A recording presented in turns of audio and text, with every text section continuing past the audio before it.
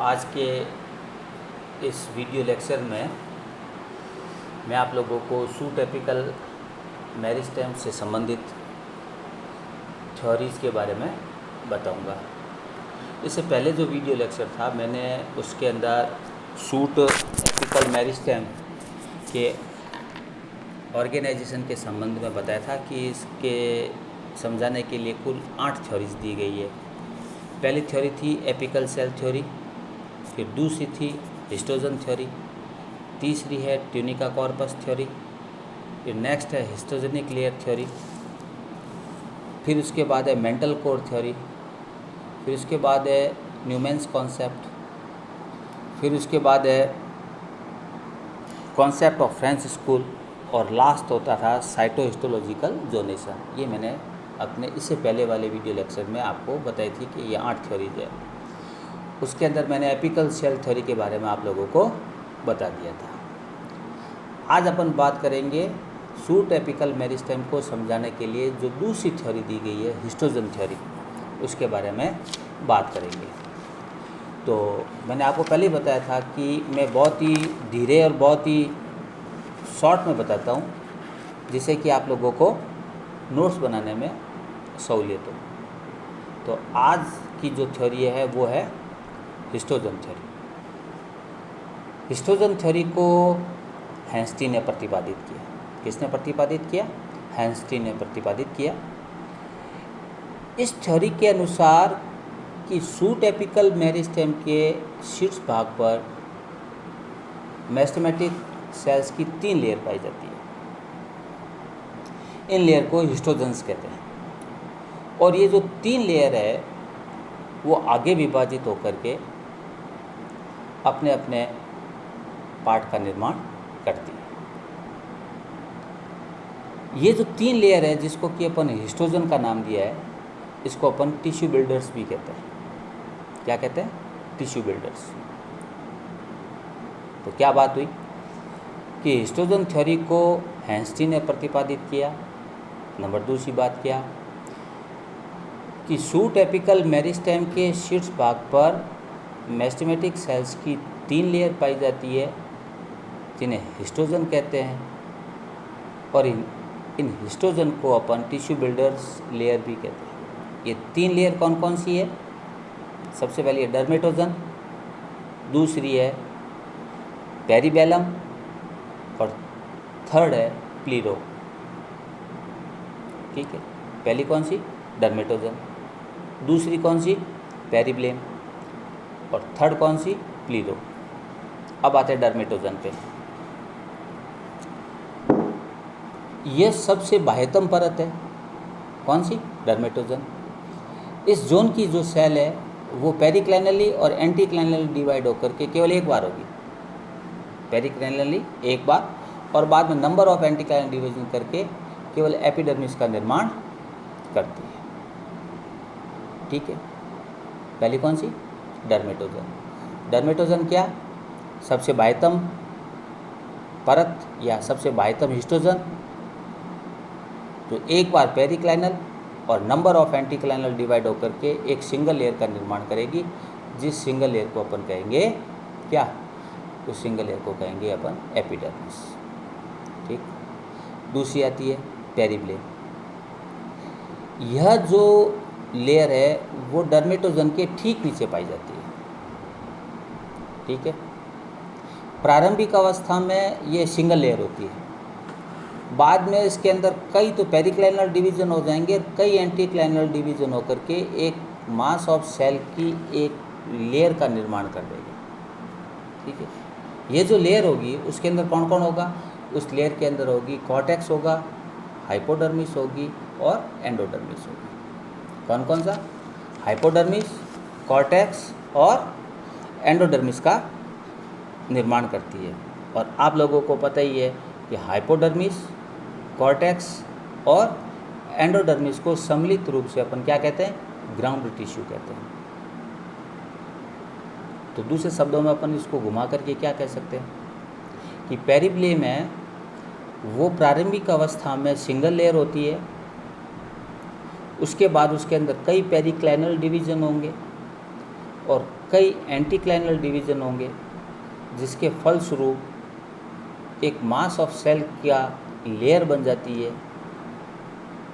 ये जो mass of cell की जो लेयर है, उसके अंदर कौन कौन होगा? उसके अंदर हाइपोडर्मिस का, कॉर्टेक्स का और एंडोडर्मिस का विभेदन हो जाएगा। हाइपोडर्मिस, कॉर्टेक्स और एंडोडर्मिस को अपन सम्मिलित रूप से ग्राउंड टिश्यू कहते हैं। तो पेरिब्लेम के द्वारा ग्राउंड टिश्यू का निर्माण होता है। खोल के कहें तो हाइपोडर्मिस, कॉर्टेक्स और एंडोडर्मिस का निर्माण होता है। अब आता है इसके अंदर प्लीरोम, तीसरे। प्लीरोम सबसे आंतरिक परत होती है। तो पहली कौन सी तो हुई? डर्मेटोजन। दूसरी कौन सी हुई? पेरिब्लेम। और तीसरी कौन सी हुई? प्लीरोम। इस प्लीरोम के द्वारा स्टीलियर या वास्कुलर बंडल, पित्त और पेरिसाइकिल का निर्माण होता है। ठीक है। पेरिसाइकिल, वास्कुलर बंडल और पित्त को सम्मिलित रूप से अपन क्या कहते हैं? वास्कुलर टिश्यू सिस्टम कहते हैं। तो उसको फिर घुमा के क्या कह सकते हैं कि प्लीरोम के द्वारा वास्कुलर टिश्यू सिस्टम का निर्माण होता है। और वास्कुलर टिश्यू सिस्टम के अंदर इंक्लूड कौन है? कि पेरिसाइकिल है, प्राइमरी वास्कुलर बंडल्स है और पित्त है। अब ये तो तीन बातें हो गई। कौन सी? हिस्टोजन थ्योरी की। कि हिस्टोजन थ्योरी के अनुसार उसने क्या बताया कि हिस्टोजन थ्योरी हैंस्टीन ने प्रतिपादित की। हैंस्टीन ने बताया कि शूट एपिकल मेरिस्टेम पर मेरिस्टेमेटिक सेल्स की 3 लेयर पाई जाएगी, जिसमें जो सबसे बाहरी लेयर होगी उसको डर्मेटोजन कहेंगे, जो एपिडर्मिस का निर्माण करेगी। पेरिबेलम होगी, वो सेकंड होगी, उससे ग्राउंड टिश्यू का निर्माण होगा। तीसरी प्लीरोम होगी, जिसे वास्कुलर टिश्यू सिस्टम का निर्माण होगा। ये बिल्कुल मैंने शॉर्टकट में नट सेल के अंदर बता दिया, इससे पहले कि मैंने आप लोगों को उसको खोल के बता दिया। अब इस थ्योरी की एक विशेषता क्या है? इस थ्योरी की विशेषता है भवितव्यता या डेंसिटी। हिंदी में कहते हैं डेंसिटी, भवितव्यता, और इंग्लिश में कहते हैं डेंसिटी। भवितव्यता का मतलब क्या होता है कि जो लेयर जिस लेयर का निर्माण करेगी, जैसे मैंने क्या बताया कि डर्मेटोजन है वह एपिडर्मिस का निर्माण करती है। ठीक है। पेरिब्लेम है वो क्या करेगी कि ग्राउंड टिश्यू का निर्माण करेगी।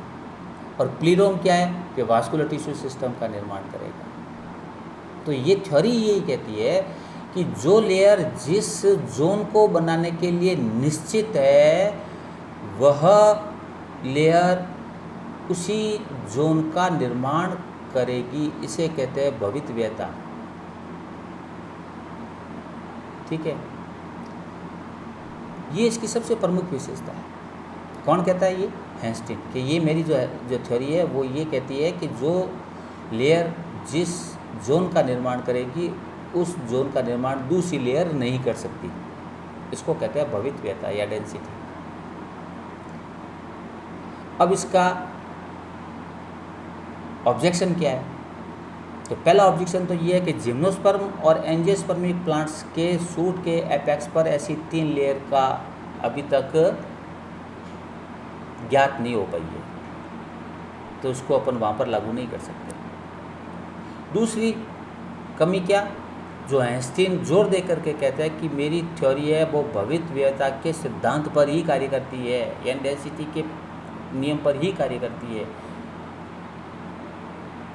तो अदर साइंटिस्ट ने क्या किया कि इस भवितव्यता के सिद्धांत को जो हैंस्टीन ने दिया था उसको गलत साबित कर दिया।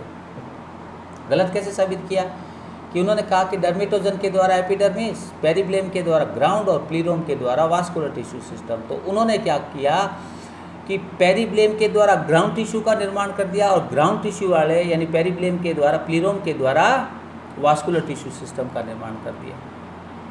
कि भाई साहब फिर ये बात कहाँ आपकी सेट बैठी? ये तो बनाते हैं। प्लीरोम आपने बताया था कि केवल वास्कुलर का निर्माण करेगा, तो यहाँ पर तो ये ग्राउंड टिश्यू का निर्माण भी कर देता है। और पेरिब्लेम जो आपने कहा था कि केवल ग्राउंड टिश्यू का ही निर्माण करती है, जो हमने एक्सपेरिमेंट किया है उसके अंदर ये वास्कुलर टिश्यू सिस्टम का भी निर्माण कर देते, तो आपका भविष्यवेता वाला जो थ्योरी या कॉन्सेप्ट है वो गलत है। कोई आंसर नहीं, कोई आंसर नहीं, तो वो थ्योरी है, तो सूटेपिकल मेरिस्टेम के लिए ये पूर्ण रूप से मान्य नहीं है। आगे बात समझ में? तो ये है हिस्टोजन थ्योरी। कभी कभी एग्जाम में पूछते हैं हिस्टोजन थ्योरी किस सिद्धांत पर कार्य करती है, बहुत ही गहरा प्रश्न है ये, तो आपका आंसर होना चाहिए भविष्यवेता के सिद्धांत पर कार्य करती है। कभी कोई पूछ ले भविष्यवेता का सिद्धांत किसने दिया, आइंस्टीन ने दिया।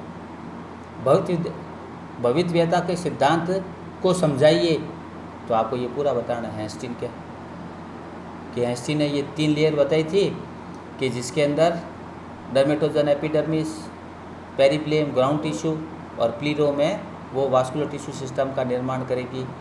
इनके अलावा इसका निर्माण और कोई नहीं कर सकता। इसे भविष्यवेता का सिद्धांत कहते हैं। ठीक है, जो नेक्स्ट वीडियो लेक्चर होगा उसके अंदर अपन नेक्स्ट थ्योरी को देखेंगे। ठीक है भाई, ओके।